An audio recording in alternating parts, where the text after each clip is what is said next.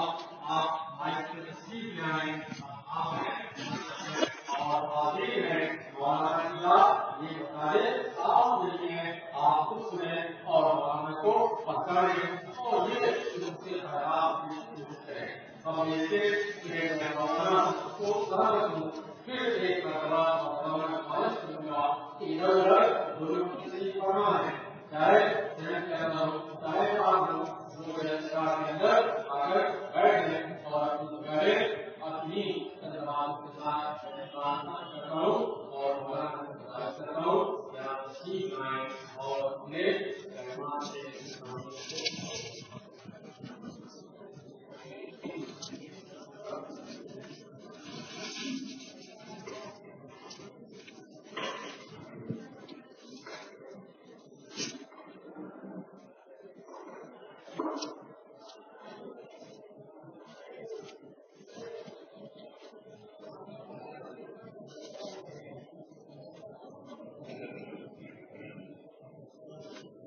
السلام علیکم ورحمۃ اللہ وبرکاتہ.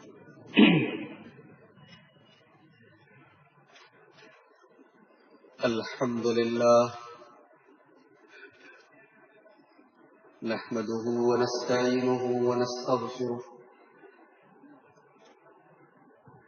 ونعوذ باللہ من شرور انفسنا ومن سیئات اعمالنا من يهده الله فلا مضل له ومن يضلل فلا هادي له وأشهد أن لا إله إلا الله وحده لا شريك له وأشهد أن محمدا عبده ورسوله يا أيها الذين آمنوا اتقوا الله حق تقاته ولا تموتن إلا وأنتم مسلمون يا أيها الناس اتقوا ربكم الذي خلقكم من نفس واحدة وخلق منها زوجها وبث منهما رجالا كثيرا ونساء واتقوا الله الذي تساءلون به والأرحام إن الله كان عليكم رقيبا يا أيها الذين آمنوا اتقوا الله وقولوا قولا سديدا يصلح لكم أعمالكم ويغفر لكم ذنوبكم ومن يطع الله ورسوله فقد فاز فوزا عظيما أما بعد فإن خير الحديث كتاب الله وخير الهدي هدي محمد صلى الله عليه وسلم وشر الأمور محدثاتها وكل محدثة بدعة وكل بدعة ضلالة وكل ضلالة في النار. أعوذ بالله من الشيطان الرجيم. بسم الله الرحمن الرحيم. لقد كان لكم في رسول الله أسوة حسنة لمن كان يرجو الله واليوم الآخر وذكر الله كثيرا. معزز صدر مجلس، اسٹیج کے اوپر موجود انتہائی قابل احترام علماء کرام، عزیز طلبہ،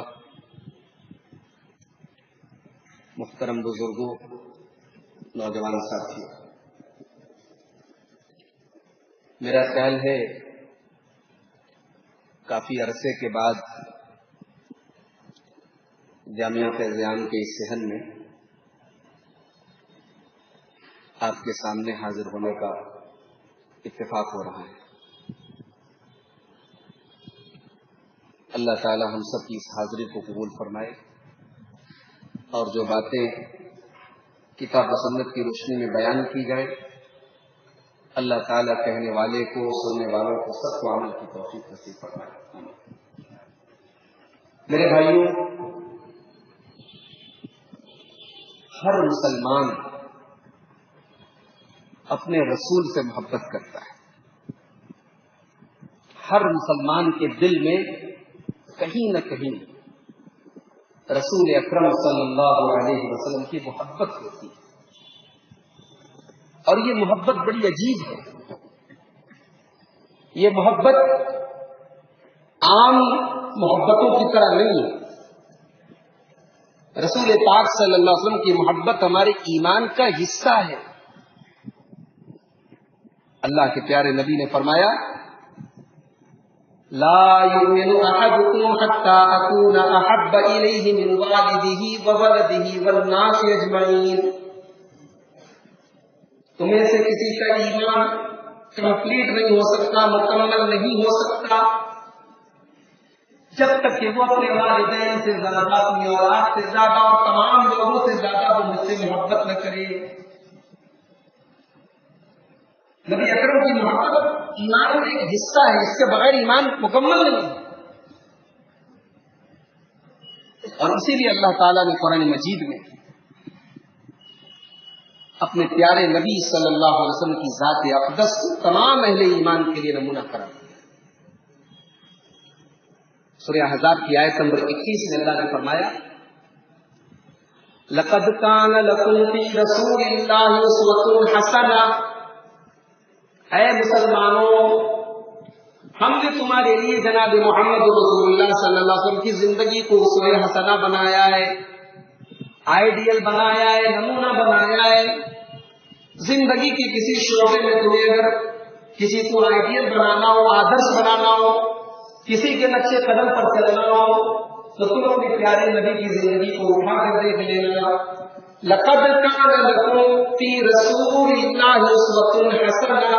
ہم نے اللہ کے رسول صلی اللہ علیہ وسلم کی زندگی کو تمہارے لیے نمونہ بنایا ہے. جب رسول اکرم کی زندگی ہمارے لیے نمونہ ہے تو ایک مسلمان ہونے کے ناطے پھر ہمارے ذہن میں، ہمارے دماغ میں یہ سوال نہیں پیدا ہوتا کہ اللہ کے رسول کا گھر کیسا تھا، اللہ کے رسول صلی اللہ علیہ وسلم اپنی بیویوں کے ساتھ کیا سلوک کرتے تھے، اپنے بچوں کے ساتھ کیا سلوک کرتے تھے، اپنے پڑوسیوں کے ساتھ کیا سلوک کرتے تھے. یقیناً محبت رسول کا وہ جذبہ کہیں نہ کہیں ہمیں اپیل کرتا ہے اور ہمیں اس تجسس پر مجبور کرتا ہے کہ ہم جانیں اور سمجھیں کہ اللہ کے رسول صلی اللہ علیہ وسلم کی گھریلو زندگی کیسی تھی، اللہ کے رسول اپنے گھر میں کیسے تھے. اور ایک بات بتاؤں آپ کو، انسان کے اخلاق، اس کا کیریکٹر، اس کی سیرت جتنی اس کے گھر میں نکھر کر سامنے آتی وہ باہر نہیں آ سکتی. انسان ساری دنیا کے سامنے تکلف کر سکتا ہے، بن سکتا ہے، بناوٹی تصنع کر سکتا ہے، مگر گھر میں نہیں کر سکتا. گھر ایک ایسی جگہ ہے جہاں انسان کی شخصیت کا اصل رنگ سامنے آتا ہے. اسی لیے اللہ کے پیارے نبی جناب محمد رسول اللہ صلی اللہ علیہ وسلم نے فرمایا خیرکم خیرکم لأہلہ. تم میں سب سے بہترین انسان وہ ہے، سب سے اچھا انسان وہ ہے جو اپنے گھر والوں کے لیے، اپنے پریوار والوں کے لیے، اپنی فیملی والوں کے لیے اچھا ہو. آپ سارے زمانے کے لیے اچھے ہیں، سارا محلہ آپ کی تعریف کر رہا ہے، سارا گاؤں آپ کی تعریف کر رہا ہے، لیکن آپ اپنے گھر کے اندر، اپنے پریوار کے اندر، اپنے خاندان کے اندر آپ کی کوئی ویلیو نہیں ہے، کوئی عزت نہیں ہے. آپ بد اخلاق مانے جاتے ہیں، بد کردار مانے جاتے ہیں. اللہ کے پیارے نبی فرماتے ہیں سارے محلے اور سارے گاؤں کی نظر میں اچھا ہونا یہ انسان کے اچھے ہونے کی علامت نہیں ہے. خیرکم خیرکم لأہلہ. سب سے بہترین انسان وہ ہے جو اپنے گھر والوں کے لیے، اپنے پریوار والوں کے لیے سب سے اچھا ہو. وَأَنَا خَيْرُكُمْ لِأَهْلِي. اور اللہ کے پیارے حبیب صلی اللہ علیہ وسلم اپنے بارے میں فرماتے ہیں کہ میں اپنے پریوار کے لیے، اپنی فیملی کے لیے، اپنے گھر والوں کے لیے سب سے اچھا ہوں. ابھی اللہ کے رسول نے کیوں اتنا بڑا دعویٰ کیوں کیا، اس کو ہم آگے اپنی تقریر میں پروف کریں. تو آج کی ہماری تقریر کا جو عنوان ہے، جو ٹاپک ہے، وہ ہے اللہ کے رسول کی گھریلو زندگی. اللہ کے رسول اپنے گھر میں کیسے رہتے تھے، اپنے بچوں کے ساتھ، اپنی بیویوں کے ساتھ آپ کا سلوک کیسا تھا، گھر والوں کے ساتھ آپ کا اخلاق کیسا تھا، اس پر انشاءاللہ آج ہم تھوڑی تفصیل سے روشنی ڈالیں۔ اس سے پہلے کہ ہم اللہ کے رسول کی گھریلو زندگی پر روشنی ڈالیں، آئیے ذرا دیکھتے ہیں کہ ہمارے نبی کا گھر کیسا تھا، اس کا اسٹرکچر کیسا تھا، اس کی بناوٹ کیسی تھی۔ میرے نبی کا گھر آج کے گھروں کی طرح عالیشان نہیں تھا، اس میں خوبصورت پینٹ نہیں تھی، اس میں بہت مضبوط پلر نہیں تھا، اس میں بہت مضبوط سلیب نہیں ڈالا گیا تھا۔ میرے نبی کا گھر دنیاوی میٹیریلز کے اعتبار سے، دنیاوی گھر کے اعتبار سے کمزور سا گھر تھا۔ سیرت کی کتابیں بتاتی ہیں اللہ کے پیارے نبی صلی اللہ علیہ وسلم کا گھر مٹی کا گھر تھا۔ اس مٹی کے گھر میں تہ بتہ کچھ پتھروں کو جوڑ کر کے دیواریں کھڑی کر دی گئی، کھجور کی لکڑی کے تنے کو کھڑا کر کے پلر دے دیا گیا، اور اس گھر کا چھپر، اس گھر کی چھت کھجوروں کی ٹہنیوں کی چھت۔ بارش کا موسم آتا تھا، محمد رسول اللہ صلی اللہ علیہ وسلم اپنے کمرے میں سجدہ کرتے تھے، آپ کی پیشانی کیچڑ میں تب بکھر ہو جاتی۔ کمزور سا گھر اللہ کے نام، ہماری نظر میں ہم کہہ سکتے بہت عالیشان نہیں، مگر اس گھر کی شان بڑی نرالی ہے۔ اس گھر کو جو مقام حاصل ہے وہ تاریخ انسانی میں کسی اور گھر کو یہ مقام حاصل ہے۔ یہ وہ گھر ہے جہاں صبح شام جبریل آتے ہیں، یہ وہ گھر ہے جہاں قرآن کی آیتیں اترتی ہیں، یہ وہ گھر ہے جو ایمان سے آباد ہے۔ اس گھر میں عائشہ صدیقہ قرآن کی تلاوت کرتی ہے، یہ وہ گھر ہے جس میں اللہ کے پیارے حبیب محمد رسول اللہ صلی اللہ علیہ وسلم، یہ نبی کا گھر ہے۔ اس گھر میں کوئی ڈیزائن نہیں ہے، کوئی ڈیکوریشن نہیں ہے۔ آج ہم لوگ اپنے گھروں میں کتنے ڈیکوریشن کروا، بعض لوگوں کو دیکھتا ہوں لاکھوں روپئے ڈیکوریشن پر خرچ کرتے ہیں کہ ہمارا پینٹ سب سے الگ ہونا چاہیے، ہمارا کمرہ سب سے الگ ہونا چاہیے، ہمارا ماربل سب سے الگ ہونا چاہیے۔ نبی کے گھر میں کوئی ڈیزائن نہیں ہے۔ ہاں، نبی کو اپنے گھر میں اگر سکون ملتا ہے، ہماری آنکھوں کو سکون ملتا ہے ماربل دیکھ کر، ڈیکوریشن دیکھ کر، اور میرے نبی کو سکون کس سے ملتا ہے؟ جو میری آنکھوں کی ٹھنڈک نماز ہے، میں نماز پڑھتا ہوں تب میری آنکھوں کو سکون ملتا ہے، میرے دل کو قرار ملتا ہے، میری آنکھوں کو ٹھنڈک ملتی ہے۔ یہ میرے نبی کا گھر ہے، کچا گھر ہے، کمزور سا گھر ہے، مگر اس گھر کے اندر ایمان کی خوشبو موجود ہے، اس گھر کے اندر قرآن کی خوشبو موجود ہے۔ میرے پیارے بھائیوں، ذرا آج اپنے اپنے گھروں کا جائزہ لے لو۔ آج ہمارے تازہ نشان بلڈنگیں ضرور موجود ہیں، آج اونچے مکان ہمارے پاس موجود ہیں، مگر آج افسوس کے ساتھ کہنا پڑتا ہے کہ آج ہمارے گھروں سے قرآن کی تلاوت کی خوشبو نکل رہی ہے، قرآن کی تلاوت کی خوشبو نکل رہی ہے۔ مسلمان کا گھر ہے، اللہ کی قسم 24 گھنٹے گزر جاتے ہیں، کوئی اللہ کا نام لینے والا نہیں، کوئی نماز پڑھنے والا نہیں، کوئی قرآن پڑھنے والا نہیں۔ ہمارے گھر مردہ ہو چکے ہیں، اور یہ میں اپنی بات نہیں کہہ رہا ہوں، میرے نبی نے ایسے گھر کو مردہ کیا۔ اللہ کے پیارے نبی فرماتے ہیں مثل البیت الذی یذکر اللہ فیہ والبیت الذی لا یذکر اللہ فیہ مثل الحی والمیت۔ جس گھر میں اللہ کا نام لیا جائے، اللہ کا ذکر کیا جائے، قرآن پڑھا جائے، وہ گھر زندہ ہے، اور جس گھر میں اللہ کا نام نہ لیا جائے، جس گھر میں قرآن کی تلاوت نہ ہوتی ہو، اللہ کا ذکر نہ ہوتا ہو، وہ گھر زندہ نہیں بلکہ مردہ ہے۔ اس گھر کے اندر سے جان نکل چکی ہے، وہ بے جان گھر ہے۔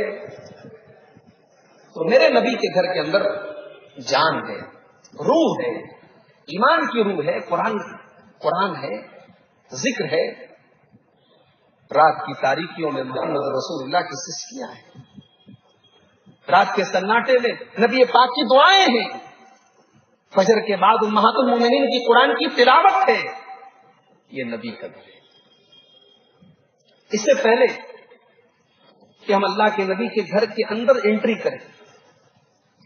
آئیے پہلے یہ دیکھ لیتے ہیں کہ ہمارے پیارے نبی صلی اللہ علیہ وسلم لک وائز کیسے تھے, دکھنے میں کیسے تھے, آپ کا سراپا کیسا تھا, آپ کی صورت کیسی تھی. بخاری کی روایت ہے, حضرت برا ابن عازب رضی اللہ تعالیٰ عنہ فرماتے ہیں کان النبی صلی اللہ علیہ وسلم احسن الناس وجہا واحسنهم خلقا. اللہ کے پیارے حبیب تمام لوگوں میں سب سے زیادہ حسین و جمیل تھے, سب سے زیادہ خوبصورت تھے, آپ سے زیادہ کوئی خوبصورت نہیں تھا. وَأَحْسَنُهُمْ خُلُقًا, اور اخلاق اور کیریکٹر کے اعتبار سے بھی اللہ کے نبی سب سے بہترین اخلاق والے تھے, آپ کے جیسا اخلاق کسی کا نہیں تھا. لَيْسَ بِالطَّوِيلِ الْبَاعِنِ, اور اللہ کے پیارے نبی بہت لمبے بھی نہیں تھے. وَلَا بِالْقَصِيرِ, اور آپ پستہ قد بھی نہیں تھے, آپ کی ہائٹ میڈیم تھی, بہت لمبے بھی نہیں تھے اور پستہ قد بھی نہیں تھے. ایک اور حدیث دیکھیے بخاری شریف کی, یہی برا ابن عازب کہتے ہیں کان النبی صلی اللہ علیہ وسلم مربوعا, اللہ کے پیارے نبی درمیانہ قد کے تھے, آپ کی ہائٹ میڈیم تھی, ایوریج تھی. بعید ما بین المنکبین, اور اللہ کے رسول کا سینہ چوڑا تھا. لہو شعر یبلغ شحمۃ اذنیہ, اور اللہ کے نبی کے بال اتنے لمبے تھے کہ آپ کی کانوں کی لو تک پہنچ جایا کرتے تھے. اتنا بڑا بال تھا اللہ کے رسول کا کہ آپ صلی اللہ علیہ وسلم کے کانوں کی لو تک. اور حضرت برا ابن عازب کہتے رأیتہ فی غلۃ حمراء, ایک مرتبہ میں نے اللہ کے پیارے نبی کو لال رنگ کے سرخ رنگ کے کپڑے میں دیکھا. اللہ کے پیارے نبی عام طور سے سفید پہنتے اور سفید کپڑا پسند کرتے, مگر آپ نے کبھی کبھی رنگین بھی پہنا ہے. رنگین کپڑا بھی پہنا جا سکتا ہے, جائز ہے, نبی کی وہ بھی ایک سنت ہے, مگر زعفرانی کلر کے کپڑے سے اللہ کے نبی نے منع کیا ہے. زعفرانی کلر وہ نہیں پہننا چاہیے مردوں کو. تو اللہ کے رسول کو میں نے سرخ رنگ کے کپڑے میں دیکھا. کہتے ہیں ما رأیت شیئا احسن, اللہ کے نبی کو میں نے سرخ رنگ کے کپڑے میں دیکھا, اتنے خوبصورت اللہ کے نبی لگ رہے تھے کہ اس سے زیادہ خوبصورت منظر میری آنکھوں نے نہیں دیکھا. یہ میرے نبی کا سراپا ہے, یہ میرے نبی کی صورت ہے. میرے نبی کی انگلیاں کیسی تھی, ہتھیلی کیسی تھی, آئیے اس انسان سے پوچھتے ہیں جو میرے نبی کی خدمت میں 10 سال تک تھا. بخاری اور مسلم کی روایت ہے انس ابن مالک رضی اللہ تعالیٰ عنہ جو اللہ کے پیارے نبی صلی اللہ علیہ وسلم کے 10 سال تک شاگرد رہے, 10 سال تک خدمت کرتے رہے. انس ابن مالک کہتے ہیں ما مسست بیدی دیباجا ولا حریرا, میں نے اپنے ہاتھوں سے کبھی کوئی ریشم نہیں چھوا. دیباج بولتے ہیں موٹا والا جو ریشم ہوتا ہے, اور حریر بولتے ہیں مہین والا ریشم. ریشم کی کوالٹیز ہوتی ہیں, ریشم کی الگ الگ کوالٹی, اور مئو اور بنارس والوں سے زیادہ ریشم کی کوالٹی کون جانے. ما مسست بیدی دیباجا ولا حریرا, حضرت انس کہتے ہیں کہ میں نے اپنے رسول پاک صلی اللہ علیہ وسلم کی ہتھیلی سے زیادہ ملائم اور سافٹ دنیا کا کوئی ریشم نہیں دیکھا. ریشم بہت سافٹ مانا جاتا ہے, مگر اس ریشم سے بھی زیادہ سافٹ اور ملائم اور نازک محمد رسول اللہ صلی اللہ علیہ وسلم کی انگلیاں تھیں, آپ کی ہتھیلی. ولا شممت رائحة اطیب من ریح رسول اللہ صلی اللہ علیہ وسلم, اور حضرت انس کہتے ہیں کہ اللہ کے پیارے نبی کی خوشبو سے زیادہ آپ کے بدن سے جو خوشبو آیا کرتی تھی, اس خوشبو سے خوبصورت اور اس خوشبو سے بہترین میں نے دنیا کی کوئی خوشبو محسوس نہیں کی. اس سے اچھی خوشبو میں نے کائنات میں کبھی محسوس نہیں کی جو جناب محمد رسول اللہ صلی اللہ علیہ وسلم کے بدن سے آیا. یہ میرے نبی کا سمجھ. اور میں اپنے نوجوان ساتھیوں سے کہا کہ میرے نبی بڑے شرمیلے تھے, شرم حیا آپ کے اندر پھوٹ پھوٹ کر رہے تھے. میرے نبی کے سامنے کوئی شریعت کے خلاف کام کیا جائے, کوئی مزاج کے خلاف کام کیا جائے, میرے نبی کا چہرہ بتا دیتا تھا کہ اللہ کے نبی کو یہ ناگوار ہو سکتا ہے. شرمیلے تھے اللہ کے رسول صلی اللہ علیہ وسلم.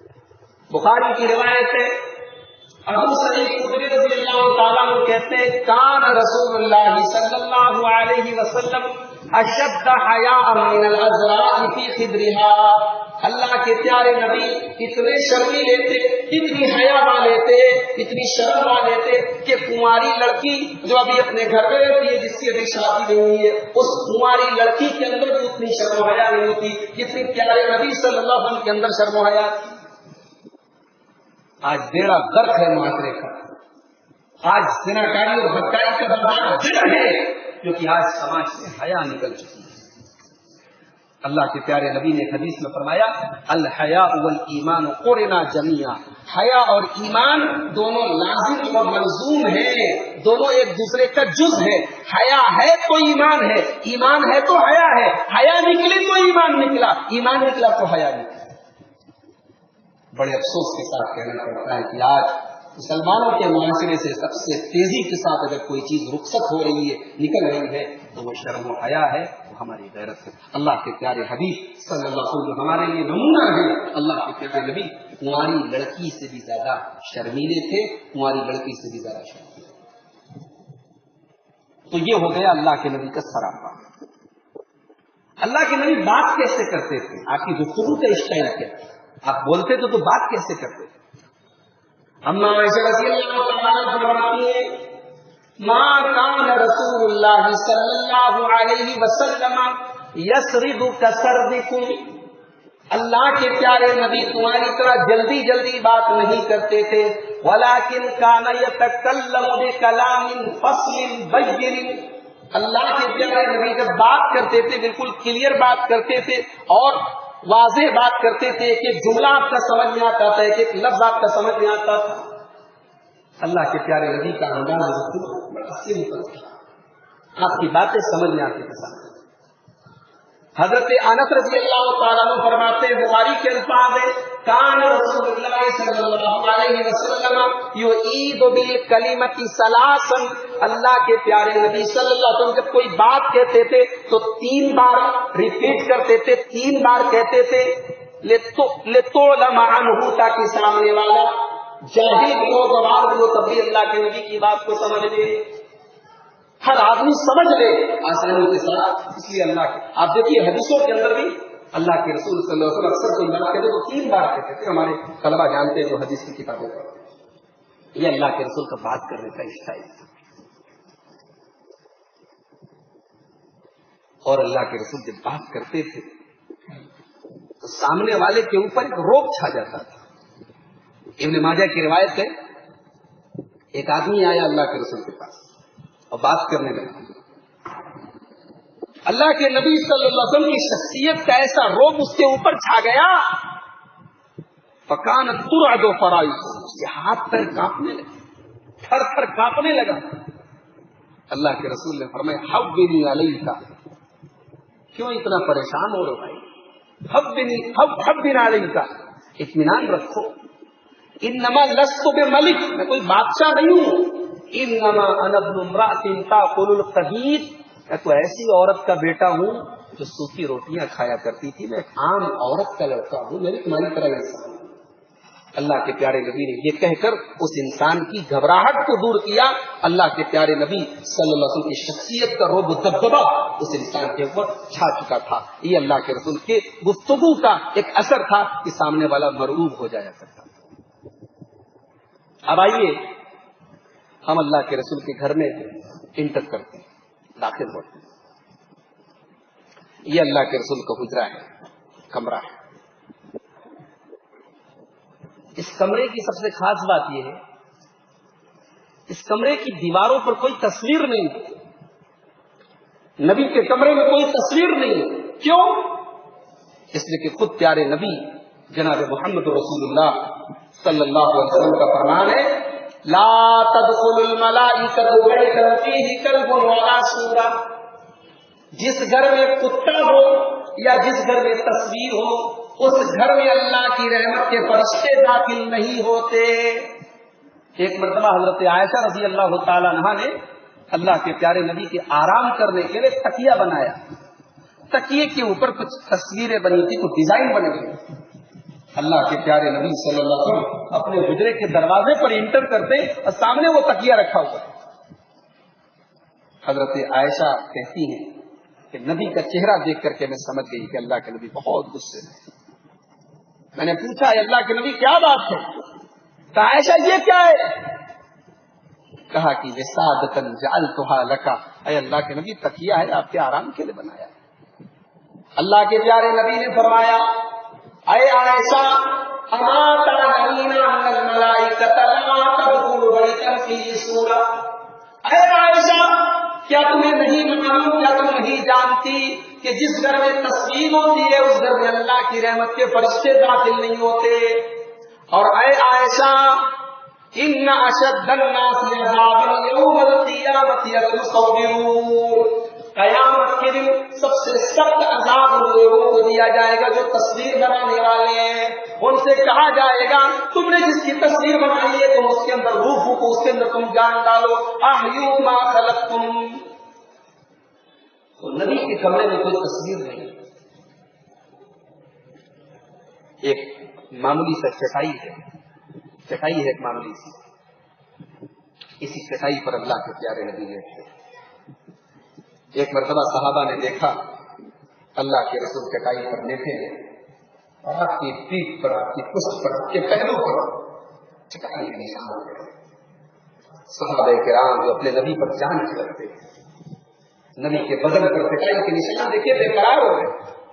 اے اللہ کے نبی ایسا کسرا تو اپنے درباروں میں ایسو آرام سے رہے, آرام سے گدوں پر آرام سے بستروں پر آرام کرے اور محمد رسول اللہ کی چٹائی پر لیتے ہیں. اے اللہ کے نبی آپ اجازت دیں ہم آپ کے لیے گدے کا انتظام کر دیں, آرام سے بستر کا انتظام کر دیں. نبی کے اوپر میرا نبی اپنی دنیا میں رہنے کے لیے اس کائنات میں نہیں آیا, میرا نبی دنیا کے ایسو آرام کے لیے اس کائنات میں نہیں آیا.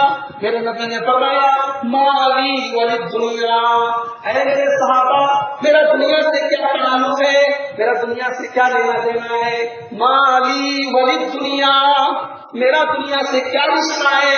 ما انا الا کراکب استظل تحت شجرۃ, ارے میں تو اس مسافر کی طرح ہوں جو ایک پیڑ کے نیچے, ایک درخت کے نیچے تھوڑی دیر آرام کرتا ہے, ثم راح فترکھا, پھر اپنی منزل کی طرف نکل جاتا ہے. یہ دنیا میرے لیے وقتی آرام گاہ ہے, یہ دنیا میری منزل نہیں ہے, میرے لیے آرام دہ بستر کا انتظام کرنے کی کوئی ضرورت نہیں. یہ نبی کا گھر ہے. اس گھر میں کوئی فرنیچر نہیں ہے, کوئی وسیری نہیں ہے, کوئی سنگاردان نہیں ہے, کوئی بڑی سی الماری نہیں ہے, ایک چھوٹا سا چمڑے کا تھیلا لٹک رہا ہے جس کے اندر ضرورت کی چند چیز ہے, کنارے تھوڑی سی جو رکھی ہوئی ہے, اور ایک پیالہ ہے لکڑی کا موٹا سا پیالہ. مسلم شریف کی روایت ہے انس بن مالک رضی اللہ تعالیٰ عنہ پیالہ نکال کر کے دکھاتے ہیں تابعین کو, کہتے دیکھو یہ پیالہ ہے, ھذا قدح رسول اللہ صلی اللہ علیہ وسلم, یہ رسول پاک صلی اللہ علیہ وسلم کا پیالہ ہے. تو کیسا پیالہ تھا؟ غلیظاً, موٹا سا تھا, لکڑی کا موٹا سا پیالہ تھا, مصببا بالحدید, اور اس کے اندر لوہے کی کنڈی لگی تھی. یہی وہ پیالہ تھا اس میں کائنات کے امام پانی پیتے تھے, نبیذ پیتے تھے, کبھی کبھی آپ اس میں شہد پیتے تھے, دودھ پیتے تھے. یہ اللہ کے نبی کا برتن تھا, یہ اللہ کے نبی کا پیالہ تھا. اللہ کے نبی کی زندگی بڑی آسودگی والی نہیں تھی, بہت عیش و آرام والی نہیں تھی, قناعت والی زندگی تھی. اور آج ایک بات بتا کے جا رہا ہوں مئو والو, اگر دماغ کا کوئی کھانا خالی ہو تو اس بات کو فٹ کر کہ دولت کا زیادہ ہونا یہ امیری نہیں ہے. یاد رکھو, انسان کے پاس بہت دولت ہے اور وہ امیر ہے, ایسا نہیں ہے. امیر وہ ہے جس کے پاس سکون کی دولت ہے. اللہ کے پیارے نبی صلی اللہ علیہ وسلم نے فرمایا جس کے پاس 3 چیزیں ہوں کائنات کا سب سے امیر آدمی. فرمایا من اصبح آمنا فی سریرہ, جو امن اور چین کے ساتھ اپنے گھر میں ہو, اپنے گھر کے اندر ہے امن اور چین کے ساتھ, اس کو کسی بندوق کا ڈر نہیں, کسی بم بارود کا ڈر نہیں, اس کو یہ ڈر نہیں کہ ابھی کوئی بم دھماکہ ہوگا اور وہ اڑ جائے گا. جا کے ذرا پوچھو کشمیر کے لوگوں کے حالات, جن کے مکانات ہیں بارڈر کے پاس, کب ادھر سے گولی چلے, کب ادھر سے گولی چلے, کب ان کے گھر کا بچہ مر جائے, جان کی کوئی گارنٹی نہیں. ان کے پاس دنیا کی دولتیں آ بھی جائیں تو کس مطلب کی ہے کہ ان کے پاس اپنی جان کی سیکیورٹی کی کوئی گارنٹی نہیں. اللہ کے پیارے نبی نے فرمایا من اصبح آمنا فی سری, جس کو اللہ تعالیٰ اس کے گھر میں امن دے دے. ابھی شری لنکا کے اندر 2 دن پہلے کیا ہوا, افسوس ہوتا ہے, ابھی تک تو یہ ہو رہا تھا کہ یہ حملہ کس نے کیا نہیں معلوم. آج نیوز آئی ہے کہ IS اسلامک اسٹیٹ کے نام سے جو تنظیم ہے, اس تنظیم نے اس کی ذمہ داری لی. اب اللہ جانے کہ یہ کون لوگ ہیں, ان کا مقصد کیا ہے. ایک ویڈیو بھی آیا ہے کہ اس چرچ میں جو حملہ کرنے والا تھا, کیمرے کی نظر میں آیا ہے, باقاعدہ داڑھی والا ہے. یہ لوگ کیا ثابت کرنا چاہتے, دنیا کو کیا میسج دینا چاہتے ہیں؟ کہتے ہیں ہم نے نیوزی لینڈ کا بدلہ لے لیا. ارے بے وقوفوں کا مکلو احمقو, اسلام قرآن یہ نہیں سکھاتا کہ تم کسی دوسرے کی عبادت کے دوران عبادت گاہ پر اس پر حملہ کرو. اسلام تو جنگ کے میدان میں بھی یہ کہتا ہے کہ جنگ ہو رہی ہے, میدان جنگ بھی اگر کوئی عبادت میں مصروف ہے تو اس کو مت, کسی کی عبادت گاہ کو مت. کون سا اسلام ہے؟ یقیناً یہ اسلام نہیں ہے, یہ اسلام کے مخالفین ہیں, یہ اسلام کے دشمن ہیں جو اسلام کا لبادہ اوڑھ کر کے آج پوری دنیا میں اسلام کو بدنام کر رہے ہیں. اور آج انہوں نے پوری دنیا میں مسلمانوں کا جینا حرام کر دیا. ان کی وجہ سے آج شری لنکا میں ابھی آج کی نیوز ہے کہ شری لنکا کی گورنمنٹ برقعے پر پابندی لگانے لگی, اور شری لنکا کی وہ ہوا جو ہے وہ اس کی آگ ہمارے ملک تک بھی پہنچے گی. یہاں بھی حالات خراب ہونے کا اندیشہ ہے. اللہ ہم سب کی حفاظت کرے. میرے بھائیوں, یہ جو دہشت گردی پوری دنیا میں چل رہی ہے اور اسلام کا نام لے کر کے جو لوگ یہ سارے کام کر رہے ہیں, یاد رکھیں قطعاً اسلام کا اس سے کوئی تعلق نہیں ہے. میرے پیارے نبی صلی اللہ علیہ وسلم کا جو دین ہے وہ دنیا کو امن اور شانتی دینے کے لیے آیا تھا. اس دین کا ماننے والا لوگوں کو دہشت میں, ڈر میں نہیں ڈال سکتا. کسی معصوم کی کیا, اگر کوئی اپنی عبادت گاہ میں اپنے چرچ میں عبادت کر رہا ہے, وہاں جا کے اگر کوئی بم دھماکے سے اپنے آپ کو اڑا لے, یہ سب کچھ ہو سکتا ہے مگر اسلام نہیں ہو سکتا. اللہ کے پیارے نبی فرما رہے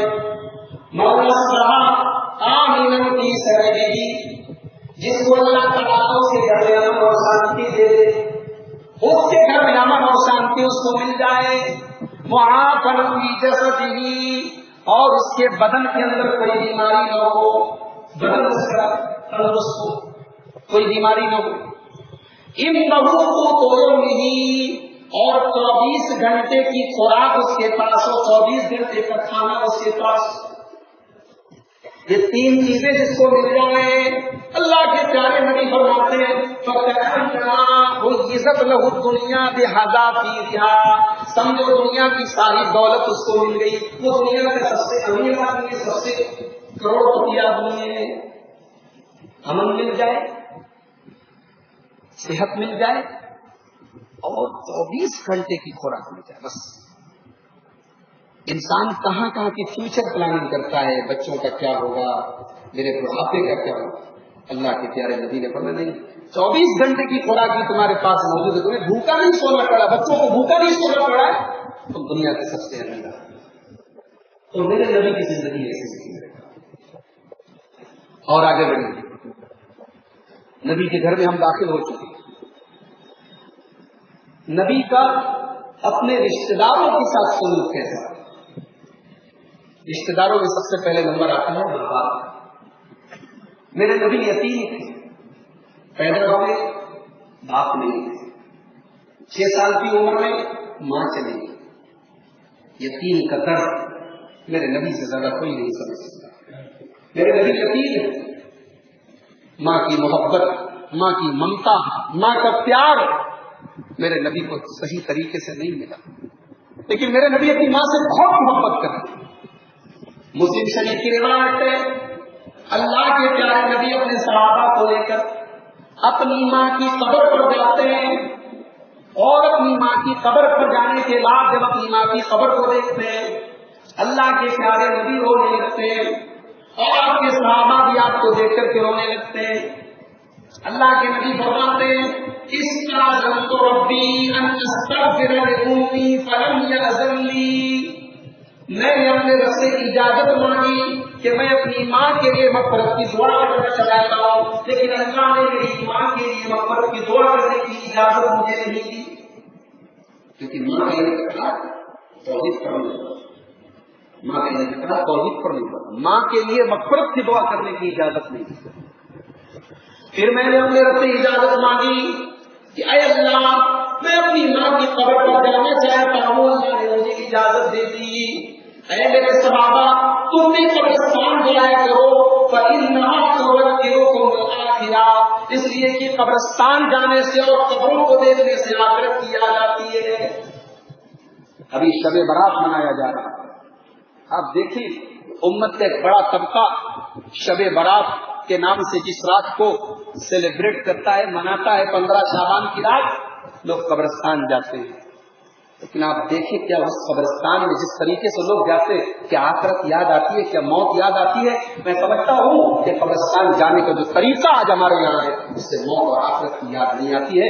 نبی نے قبرستان جانے کا جو مسئلہ بتایا کہ آخرت کی یاد آتی ہے. تو اللہ کے نبی اپنی ماں سے اتنی محبت کرتے تھے کہ ماں کی قبر پہ جاتے رہے. چچا نے پالا ہے، چچا ابو طالب نے پالا ہے.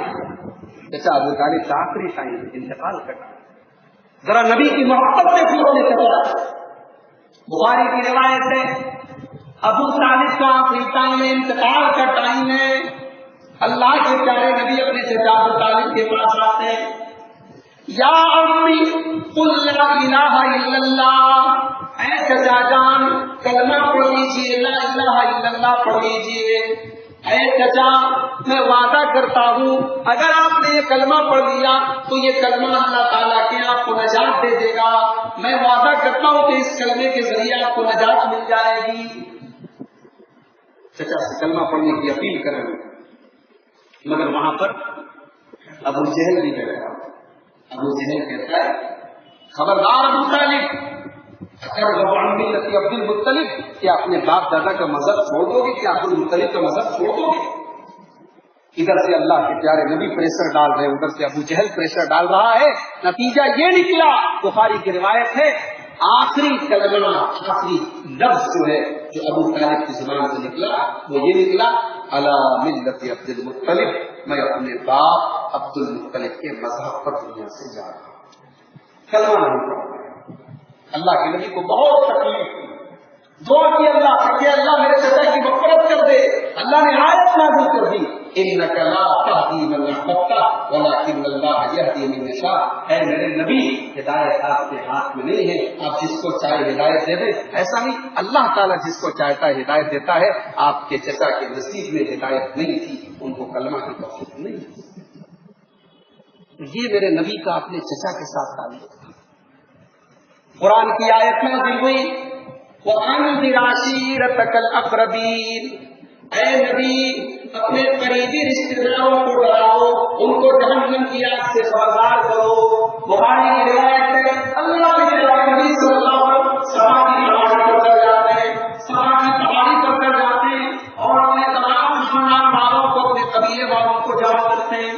اپنی پھوپھی صفیہ کو بھی آواز دیتے ہیں، اپنی بیٹی فاطمہ کو بھی آواز دیتے ہیں اور سارے لوگوں سے کہتے ہیں انقذوا انفسکم من النار، اپنے آپ کو جہنم کی آگ سے بچا لو. فإنی لا اغنی عنکم من اللہ شیئا، میں اللہ تعالیٰ کے یہاں تمہارے کام نہیں آؤں گا. تمہیں اپنے ایمان اور عمل کے ذریعے اللہ تعالیٰ کے یہاں جہنم کی آگ سے نجات ملے گی، میں جہنم کی آگ سے تمہیں نہیں بچاؤں گا. تو یہ اللہ کے نبی صلی اللہ علیہ وسلم کا اپنے رشتہ داروں کے ساتھ سلوک تھا. اور آگے بڑھیے، نبی کے گھر میں داخل ہوئے. اب ذرا غور کریں کہ اللہ کے نبی اپنے گھر میں کرتے کیا، گھر کے اندر کی ایکٹیویٹی کیا ہے، گھر کے اندر اللہ کے پیارے نبی کام کیا کرتے ہیں. آئیے نبی اکرم صلی اللہ علیہ وسلم کی سب سے پیاری بیوی حضرت عائشہ رضی اللہ تعالیٰ نے سوال کرتے ہیں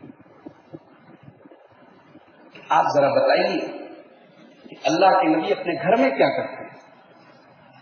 अम्मा ऐसा फरमाती हैं, कान रसूलुल्लाह सल्लल्लाहु अलैहि वसल्लम यबली सौबहु व यहलिबु शातहु व यखदमु नफ्सहु।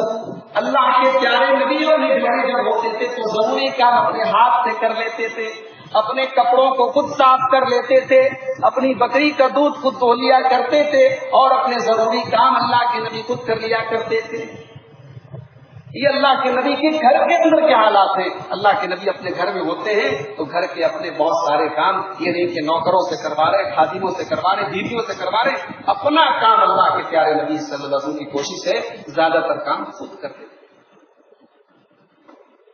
और ये नबी का घर है, होना तो ये चाहिए कायनात की सबसे अजीम मस्जिद का घर है। यहाँ तरह तरह की खाने की चीजें होनी चाहिए, तरह तरह की नेमतें होनी चाहिए। मगर नौमान बिन बशीर रज़ी अल्लाह तआला वो कहते हैं कि मैंने तुम्हारे नबी को देखा, राई तो नबी सल्लल्लाहु अलैहि वसल्लम मां यजज़ मिन तकली मां यमलो बतनहु।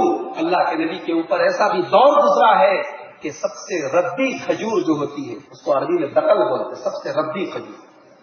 नबी के घर में ऐसे भी हालात आए हैं कि रब्बी खजूर भी नबी के घर में नहीं है तो उसको खा करके पेट भर सके अल्लाह के नबी सल्लल्लाहु अलैहि वसल्लम और आपके घर।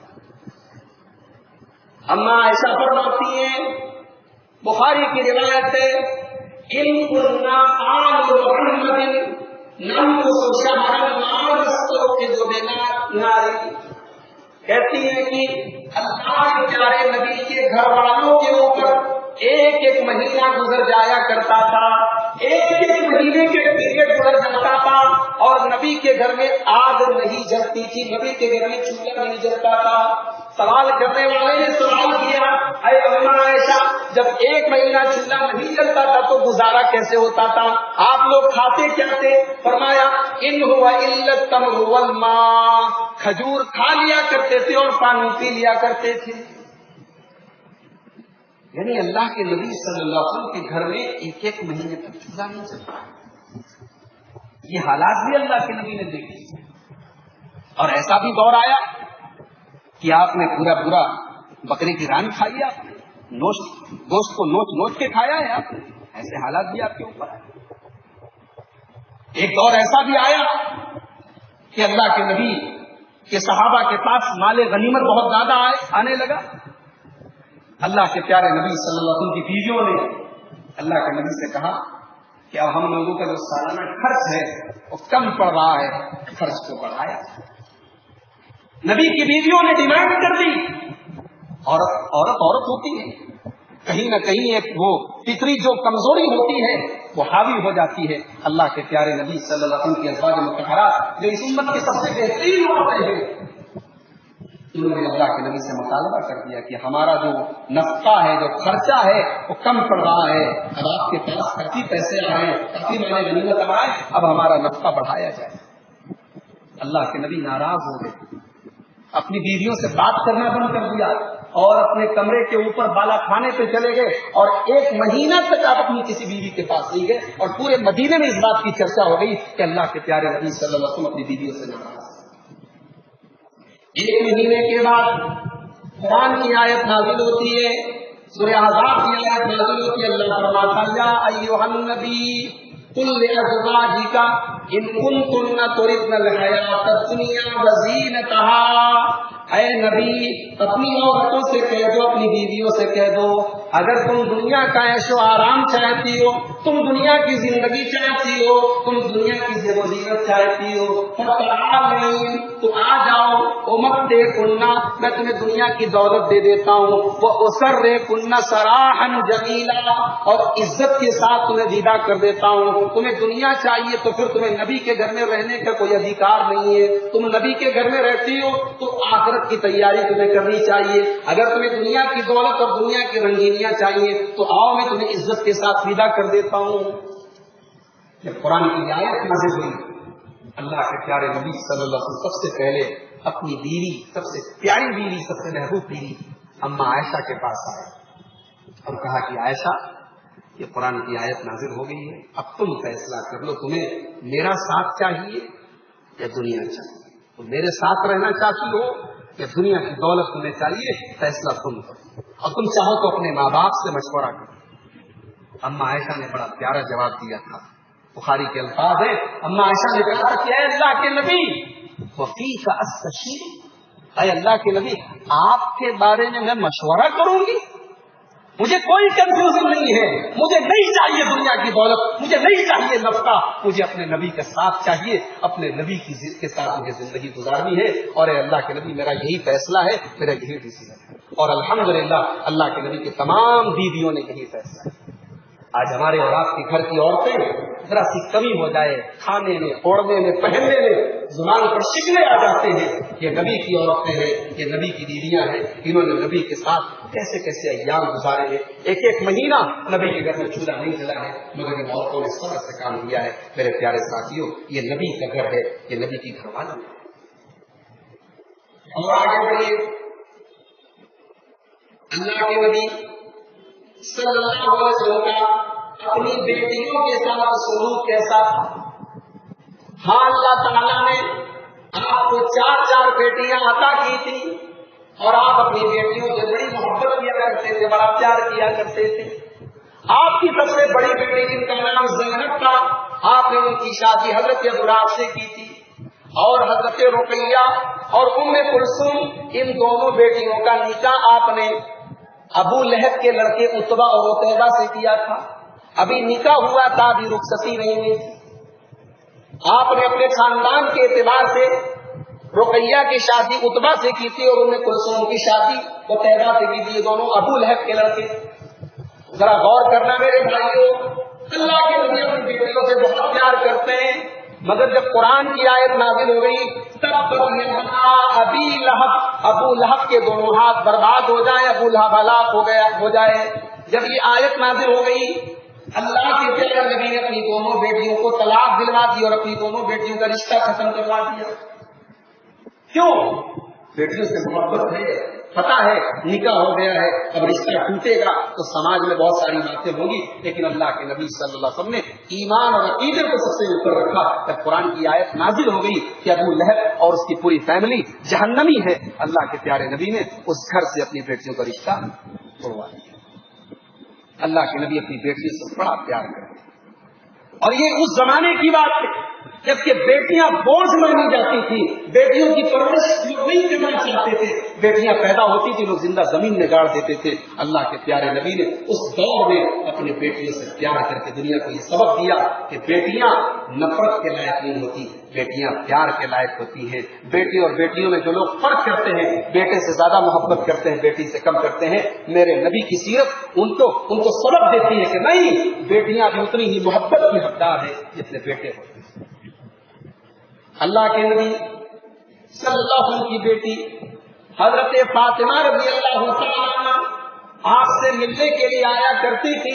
अल्लाह के नबी अपनी बेटी के एहतराम में खड़े हो जाते थे, अपनी बेटी के इस्तिकबाल में खड़े हो जाते थे और कहते थे मरहबन बिबनती, है मेरी बेटी, खुशामदीद, वेलकम, मरहबा, तेरा आना मुबारक हो। अल्लाह के नबी अपनी बेटी की पेशानी को पकड़ के चूमते थे और अपने बाजू में अपने बगल में बिठाते थे। इतनी मोहब्बत करते थे अल्लाह के नबी सल्लल्लाहु अलैहि वसल्लम की बेटी से। और यही बेटी थी, नबी ने निकाह किया हजरत अली के साथ। हजरत अली बहुत गरीब थे, उनके पास दौलत नहीं थी, लेकिन हजरत अली थे, उनके पास अब उनका मकाम और मर्तबा था, उनकी फजीलत थी। अल्लाह के नबी ने हजरत अली रजी अल्लाह तआला अन्हु का तकवा और दीनदारी देखकर अपनी सबसे लाडली बेटी की शादी हजरत अली के साथ। हजरत अली के घर में हजरत फातिमा रहती है, बड़ी गुर्बत के अय्याम है, बड़ी परेशानी के दिन है। हजरत फातिमा अपने हाथों से चक्की चलाती है, हाथों पर निशान पड़ गए। हजरत फातिमा को पता चला अल्लाह के नबी के पास कुछ गुलाम आए हैं, कुछ नौकर आए हैं। हजरत फातिमा रज़ी अल्लाह तआला अन्हा अल्लाह के नबी के घर आती है कि एक दो गुलाम मुझे भी मिल जाए, मुझे कुछ आराम मिल जाए, कुछ सहूलत मिल जाए। मगर पता चला अल्लाह के नबी घर में नहीं है। हजरत फातिमा अपनी माँ हजरत आयशा से कहती है कि मेरे बाप आ जाएं तो जरा मेरा मैसेज दे दीजिएगा, मेरा पैगाम दे दीजिएगा कि आपकी बेटी गुलाम लेने के लिए आई थी, आपकी बेटी बहुत परेशान रहती है, काम करते करते उसके हाथों पे निशान पड़ गए। ذرا تصور کرو میرے بھائیوں، اللہ کے پیارے نبی صلی اللہ علیہ وسلم کو اپنی بیٹیوں سے کتنی محبت تھی. اللہ کے نبی شام کو آئے اور حضرت عائشہ نے جب یہ بات بتائی، اللہ کے پیارے نبی صلی اللہ علیہ وسلم نے صبح ہونے کا انتظار نہیں کیا، اسی وقت اپنی بیٹی کے گھر پہنچے. ایک سبق یہ ملا کہ بیٹیوں کی حال چال لینے کے لیے باپ کو کبھی کبھی بیٹی کے سسرال بھی جانا چاہیے. ہمارے یہاں عیب مانا جاتا ہے، لڑکی ودا کر دی، اب وہ اپنے گھر کی ہو گئی، اب رشتہ ختم ہو گیا. نہیں میرے بھائیوں، آپ کی بیٹی اگر کسی کے گھر گئی ہے تب بھی وہاں کی بہو ہے اور آپ کی بیٹی ہے. بیٹی کا رشتہ ابھی بھی باقی ہے، اس سے نظریں مت پھیریے. اللہ کے پیارے نبی اپنی بیٹی کے گھر پہنچے اور بیٹی کے بستر پر جا کر کے بیٹھے اور کہا، اے علی، اے فاطمہ، میرے پاس غلام تو نہیں، میرے پاس خادم تو نہیں ہے میں تمہیں دے سکوں، لیکن ہاں تمہیں ایک ایسی چیز دیتا ہوں جو خادم سے بھی اچھی ہے، غلام سے بھی اچھی ہے. اے میری بیٹی فاطمہ، اے میرے داماد علی، جب تم بستر پہ سونے جایا کرو تو 33 بار سبحان اللہ، 33 بار الحمدللہ اور 34 بار اللہ اکبر پڑھ دیا کرو. تمہیں ساری تھکاوٹ تمہاری دور ہو جائے گی. فَذَلِكُمَا خَيْرٌ لَكُمَا مِنْ خَادِمٍ، تمہیں کسی خادم کی نوکر کی ضرورت نہیں پڑے گی. حضرت فاطمہ رضی اللہ تعالیٰ عنہ نے نبی پاک صلی اللہ علیہ وسلم کا یہ سبق زندگی پر یاد رکھا اور ہمیشہ حضرت علی کہتے میں بھی اور میری بیوی فاطمہ بھی ہمیشہ زندگی بھر رات میں سونے کے پہلے یہ دعا پڑھتے سکتے. تو نبی نے ایسے اپنی بیٹیوں کی تربیت کی. اللہ کے رسول اپنی بیویوں کے ساتھ کیسا سلوک کرتے تھے؟ ظاہر سی بات ہے کہ بیوی اور شوہر کا جو رشتہ ہوتا ہے اسی سے گھر بنتا ہے، اور کسی کو اگر نیک بیوی مل جائے اس سے بڑی دولت کوئی نہیں ہے. اللہ کے پیارے حبیب صلی اللہ علیہ وسلم فرماتے ہیں، الدنیا متاع وخیر متاع الدنیا المرأة الصالحہ، دنیا پوری کی پوری دولت ہے اور دنیا کی سب سے بڑی دولت نیک بیوی ہے، نیک عورت ہے. اللہ کے پیارے نبی اپنی بیویوں سے بڑی محبت کرتے تھے، بڑی محبت کرتے تھے. حضرت عائشہ رضی اللہ تعالیٰ عنہا ہے، اللہ کے نبی کبھی کبھی پیار سے حضرت عائشہ کو عائش کہتے ہیں. بیویوں کو کبھی کبھی ان کا محبت والا، شوہروں کو چاہیے کہ ایک محبت والا نام بھی رکھ دے کہ تنہائی میں اکیلے میں محبت سے ان کو اس نام سے پکارا کریں. اللہ کے پیارے نبی کہتے ہیں عائش، دیکھو جبریل تمہیں سلام کر رہے ہیں. اللہ کے نبی اپنی بیویوں سے ایسے مذاق بھی کرتے تھے، بے تکلفی سے بات کرتے تھے. حضرت عائشہ کہتی ہے میں حیض کی حالت میں ہوتی تھی، ماہواری میں ہوتی تھی، اور میں پانی پیتی تھی اور میں برتن میں جہاں منہ لگاتی تھی اللہ کے پیارے حبیب صلی اللہ علیہ وسلم برتن کو لے کر کے وہیں پر اپنا منہ رکھ کر کے پانی پیتے تھے. اللہ اکبر. یہ اس دور کی بات ہے جبکہ عورت جب حیض کی حالت میں ہوتی تھی تو لوگ اس سے سٹتے نہیں تھے، اس سے ٹچ نہیں کرتے تھے، ارے نہیں یہ ناپاک ہے. اللہ کے پیارے نبی نے سبق دیا کہ عورت ناپاک نہیں ہے. اس حالت میں عورت کو ٹچ کرنا، عورت کے ساتھ کھانا کھانا، عورت کے ساتھ لیٹنا سونا یہ سب منع نہیں ہے. ہاں عورت کے ساتھ فزیکل ریلیشن بنانا، جسمانی تعلق قائم کرنا یہ حرام ہے، باقی تمام چیزیں عورت کے ساتھ جائز. اما عائشہ کہتی ہے میں گوشت کھاتی تھی اور ابھی ہڈی پر گوشت باقی بچا رہتا تھا. اللہ کے پیارے حبیب صلی اللہ علیہ وسلم اپنا منہ وہیں پر رکھتے تھے اور جہاں سے میں گوشت نوچ کر کھاتی تھی اللہ کے پیارے حبیب اس گوشت کو وہیں سے کھاتے تھے. اللہ اکبر. یہ محبت تھی اللہ کے پیارے نبی کی اپنے بیوی سے. ایک مرتبہ اللہ کے پیارے حبیب صلی اللہ علیہ وسلم حضرت عائشہ سے کہتے ہیں عائشہ میں سمجھ جاتا ہوں کہ تم کب مجھ سے راضی ہو اور کب تم مجھ سے روٹ گئی ہو، کب ناراض ہو. اما عائشہ کہتی ہے کیسے آپ سمجھ جاتے ہیں؟ اللہ کے نبی کہتے ہیں جب تم مجھ سے راضی ہوتی ہو تو قسم کھاتی ہو تو کہتی ہو ورب محمد کے رب کی قسم صلی اللہ علیہ وسلم، اور جب تم مجھ سے ناراض ہوتی ہو، مجھ سے روٹ جاتی ہو تو کہتی ہو ورب ابراہیم کے رب کی قسم. حضرت عائشہ کہتی ہیں اے اللہ کے پیارے نبی ایک بات بتاؤں، میں غصے کے حالت میں بھی آپ کا نام چھوڑتی ہوں، آپ کو نہیں چھوڑتی. اللہ محبت دیکھو، یہ بڑا نازک رشتہ ہے اور پیارے نبی صلی اللہ علیہ وسلم کی زندگی میں اس رشتے کی نزاکت محسوس ہوتی ہے کہ اللہ کے نبی نے اس رشتے کو کیسے نبھایا. کہا کہ اے اللہ کے رسول میں غصے کے عالم میں آپ کا نام چھوڑتی ہوں، آپ کو نہیں چھوڑتی. اللہ کے پیارے حبیب اپنی بیویوں سے بہت محبت کرتے تھے. کبھی کبھی ان کے ساتھ انٹرٹینمنٹ بھی کرتے تھے، تفریح بھی کرتے تھے، منورنجن بھی کرتے تھے، جائز حد میں رہ کر انٹرٹینمنٹ بھی عورتوں کے ساتھ، اپنے بچوں کے ساتھ، فیملی کے ساتھ کرنا چاہیے۔ مسند احمد کی روایت ہے، اللہ کے پیارے حبیب صلی اللہ علیہ وسلم جا رہے ہیں، صحابہ سے کہتے تم لوگ تھوڑا آگے نکل جاؤ، صحابہ آگے نکل گئے، سناٹا ہو گیا۔ اللہ کے نبی حضرت عائشہ سے کہتے ہیں عائشہ آؤ ہم دونوں ریس کرتے ہیں، دوڑ کرتے ہیں، دیکھتے کون آگے نکلتا ہے کون پیچھے ہو جاتا ہے۔ اللہ کے پیارے نبی اپنی بیوی کے ساتھ ریس کر، اور حضرت عائشہ کہتی ہیں اس وقت میری نئی نئی شادی ہوئی تھی، میں دبلی پتلی تھی، ہلکی پھلکی تھی، ریس ہوئی، دوڑنے لگی، اللہ کے پیارے نبی پیچھے رہ گئے، میں آگے نکل گئی، میں ہنسنے لگی، میں مذاق اڑانے لگی، میں اللہ کے رسول سے کہنے لگی کہ دیکھیے میں نے آپ کو پچھاڑ دیا، آپ کو پیچھے کر دیا، میں آگے نکل گئی۔ اما عائشہ فرماتی ہے پھر کچھ دنوں کے بعد ایک دوسرا سفر تھا، ایک دوسرا موقع تھا، اللہ کے پیارے نبی صحابہ کے ساتھ جا رہے، آپ نے صحابہ سے کہا تم لوگ تھوڑا آگے نکل جاؤ۔ ایک بات یہ بھی پتہ چلی کہ بیوی کے ساتھ ہنسی مذاق اکیلے میں ہونا چاہیے، پبلک پلیس میں نہیں کہ چلو کسی پارک میں بیٹھ کے ہنسی مذاق ہو رہا ہے، کسی ہوٹل میں بیٹھ کے ہنسی مذاق ہو رہا ہے۔ بیوی کے ساتھ مذاق اور انٹرٹینمنٹ پرائیویٹ میں ہونا چاہیے، اکیلے میں ہونا چاہیے۔ آپ نے صحابہ سے کہا تھوڑا آگے نکل جاؤ، صحابہ آگے نکل گئے۔ پیارے نبی نے فرمایا عائشہ آؤ ہم دونوں ایک بار پھر آج ریس کرتے ہیں۔ حضرت عائشہ کہتی ہیں اس وقت میں تھوڑی موٹی ہو گئی تھی، تھوڑی فربا ہو گئی تھی، میرے بدن میں تھوڑی چربی آ گئی تھی، اب کی بار جب میں دوڑی تو میں پیچھے رہ گئی، اللہ کے پیارے حبیب آگے نکل گئے۔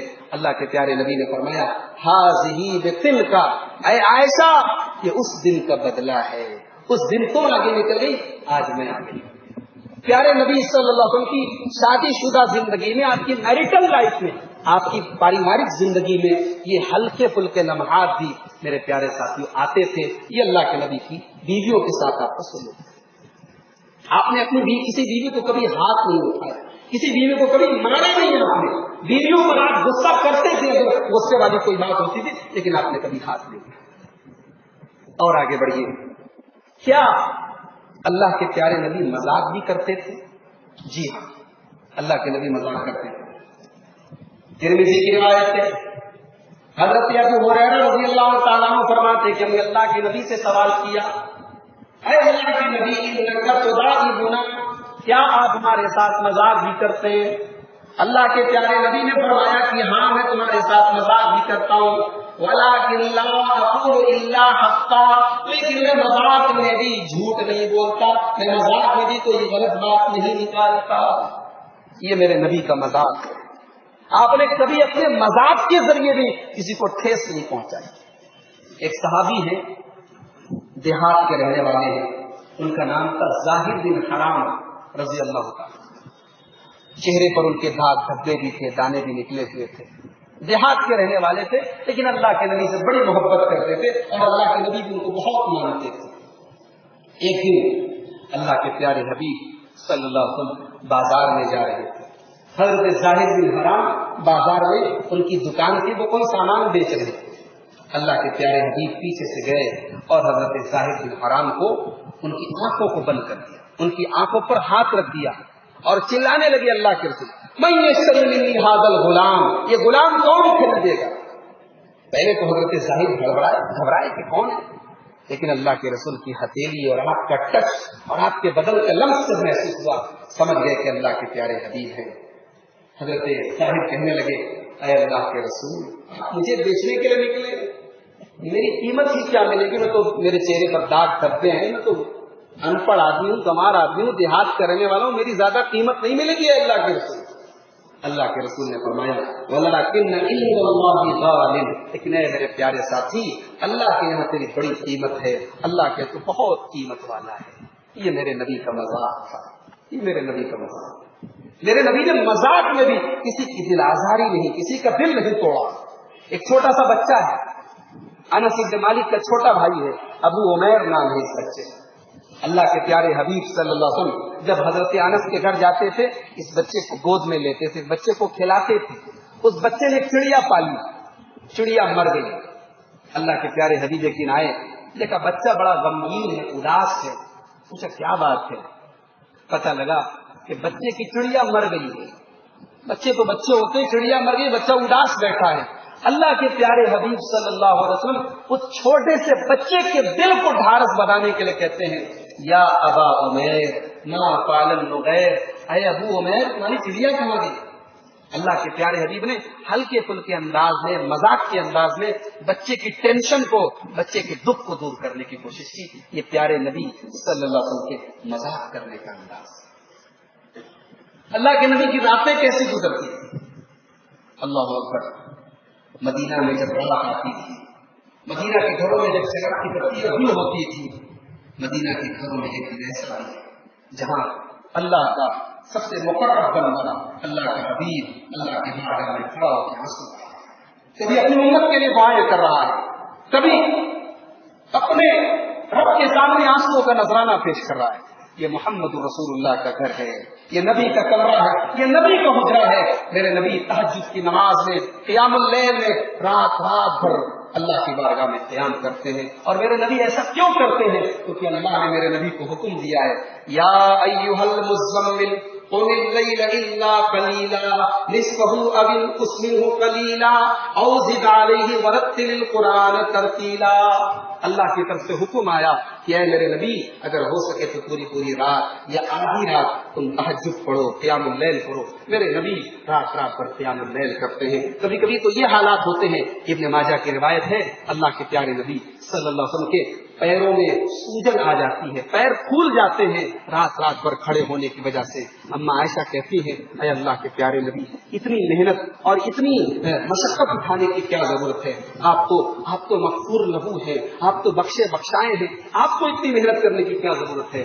اللہ کے پیارے حبیب فرماتے ہیں افلا اکون عبدا شکورا، کیا میں اپنے رب کا شکر گزار بندہ نہ بنوں؟ میرے رب نے مجھے یہ مقام دیا ہے تو کیا میں اپنے رب کا شکر گزار بندہ نہ بنوں؟ میرے نبی کی راتیں ایسی گزرتی تھی. میرے نبی ہنستے تھے تو کبھی کبھی روتے بھی تھے. میرے نبی کا رونا کیسا تھا؟ اللہ اکبر. حضرت عبداللہ ابن شخیر کہتے ہیں میں آیا ایک دن اللہ کے پیارے حبیب کے پاس. اللہ کے پیارے نبی صلی اللہ علیہ وسلم نماز پڑھ رہے ہیں اور نماز کی حالت میں اللہ کے نبی رو رہے ہیں.